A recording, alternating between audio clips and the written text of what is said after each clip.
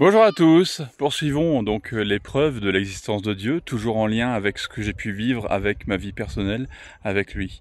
Alors la Bible déclare dans Jean 14,12 que toutes les choses que Jésus a faites, eh bien nous allons les faire et nous en ferons même de plus grandes. Bref, pour savoir ce que Jésus a fait, eh bien il suffit bien sûr de lire la Bible et vous verrez ce que Jésus enseignait. Il enseignait beaucoup, il annonçait le message de l'Évangile. Il disait d'ailleurs qu'il était le seul chemin qui mène au Père. Mais nous le voyons aussi guérir des malades, nous le voyons aussi chasser des démons, nous le voyons aussi purifier des lépreux et même ressusciter des morts. Alors de ce fait, eh bien, c'est ce que je fais aussi aujourd'hui, notamment ici encore à Madagascar, donc dans ce magnifique paysage, je profite d'un petit temps de repos finalement pour pouvoir faire cette vidéo. Alors en ce moment, eh bien, je prêche le message de l'Évangile au moins 3 fois par jour, et parfois il m'arrive de prêcher même 6 fois par jour. Et durant la nuit, eh bien, j'ai même prêché pendant une nuit de prière, j'ai prêché 6 heures d'affilée. Voilà.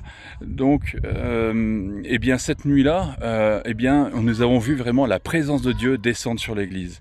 Alors mon premier appel concernait notre vie spirituelle avec ses hauts et ses bas, que parfois aussi notre comportement plaît à Dieu et à d'autres moments non, et cela en raison d'une chute dans le péché. Donc j'ai invité aussi à ne plus pratiquer le péché, ce qui implique aussi une habitude de vie. J'ai invité aussi les personnes à demander pardon à Dieu et il y a eu de nombreuses repentances, beaucoup de demandes, ont demandé pardon à Dieu. Ensuite, j'ai pris un temps aussi pour l'appel à servir Dieu, à le servir puissamment, c'est-à-dire avec les signes, les miracles et les prodiges, comme la Bible le dit, mais cela en toute connaissance de cause, puisque ceux qui vont servir Dieu avec puissance rencontreront des difficultés, des épreuves, allant même jusqu'à la persécution. Là encore, eh bien, de nombreux jeunes se sont avancés pour servir Dieu, quel qu'en soit le prix à payer. Il y a aussi 2 appels particuliers pour des ministères. Donc, ministères qui sont des ministères spécifiques, comme les apôtres, les prophètes, les évangélistes, les pasteurs, les docteurs. Liste que vous retrouverez dans Éphésiens chapitre 4, verset 11. Ensuite, pour avoir un service efficace, eh bien, il faut aussi être rempli du Saint-Esprit. Et de ce fait, eh bien, j'ai encouragé à cette recherche du baptême dans le Saint-Esprit. Promesse que nous retrouvons dans le livre des Actes des Apôtres, au chapitre 1, verset 8, qui nous dit « Mais vous recevrez une puissance, le Saint-Esprit survenant sur vous, et vous serez mes témoins à Jérusalem, en Judée, en Samarie, et jusqu'aux extrémités de la terre, et donc même ici à Madagascar. » Voilà, l'évangile se poursuit, l'évangile se propage.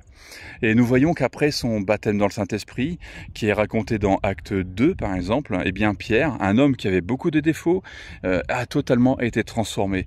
Alors qu'il se rend au temple avec Pierre, toujours dans le livre des Actes, eh bien nous le voyons venir guérir un malade, un homme paralysé.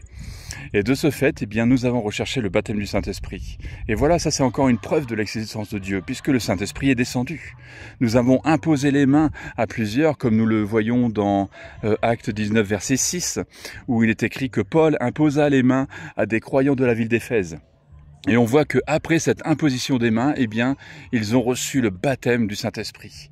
Et ceux à qui Paul avait imposé les mains, eh bien, ils ont commencé à parler dans de nouvelles langues et à prophétiser.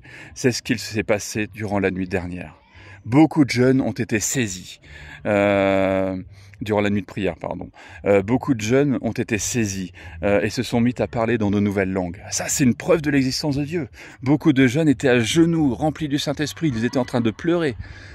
Voilà, c'est ce qui s'est passé.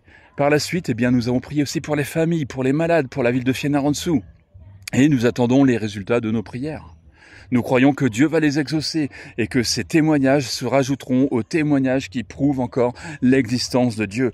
Beaucoup pensent que l'expérience du baptême du Saint-Esprit, c'est une expérience passée. Mais je peux vous dire que si vous cherchez de tout votre cœur, plutôt que de croire seulement, ou de vous convaincre que c'est une expérience passée, eh bien, si vous cherchez de tout votre cœur, vous allez recevoir ce baptême du Saint-Esprit.